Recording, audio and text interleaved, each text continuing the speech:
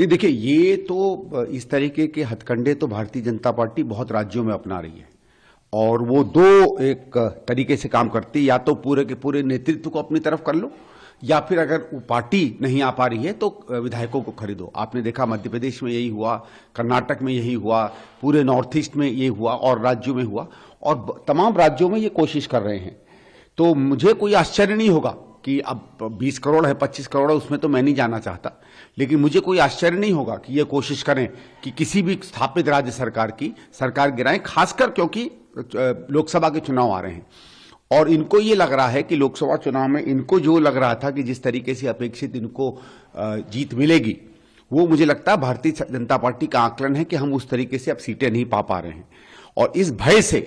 तो ये कोशिश कर रहे हैं कि विपक्ष में आपस में भी लोगों में दिक्कत करें और उनके विधायकों को खरीद। अरविंद केजरीवाल आज फिर से वैसे ही झूठ बोल रहे हैं जो 7 बार पहले भी बोल चुके हैं कि हमारे एमएलए को संपर्क किया जा रहा है, हमारी सरकार गिराने की कोशिश की जा रही है। पिछली 7 बार में जब भी अरविंद केजरीवाल ने ऐसा इल्जाम लगाया, एक बार भी वो ये नहीं बता पाए कि किस नंबर से फोन आया, किसने संपर्क किया, कहाँ पे मीटिंग हुई, कोई घर पे आया, कोई ईमेल आया, कोई फोन आया, कुछ तो होगा, कुछ नहीं बता पाते, बस बयान देते हैं और भाग जाते हैं।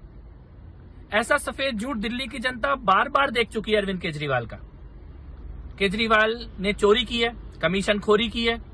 उनके साथ के लोग जेल में हैं और केजरीवाल ईडी के बुलाने के बावजूद भी भाग रहे हैं, पहुंच नहीं रहे ईडी के पास, क्योंकि उनको पता है कि उनके पास कोई जवाब नहीं है अब सवालों का। भ्रष्टाचार जो उन्होंने किया है वो पकड़ा जा चुका है, चोरी और कमीशन खोरी पकड़ी जा चुकी है। अरविंद केजरीवाल एक भ्रष्ट, कमीशनखोर, चोर मुख्यमंत्री के तौर पर दिल्ली में याद किए जाएंगे। ये उनके आखिरी दिन चल रहे हैं मुख्यमंत्री के तौर पर।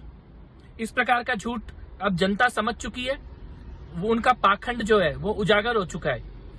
मुझे लगता है कि अरविंद केजरीवाल को ईडी के सम्मन का सामना करना चाहिए, सवालों का जवाब देना चाहिए। इस प्रकार के झूठों से, इस प्रकार के आरोपों से अब राजनीति उनकी चलने वाली नहीं है।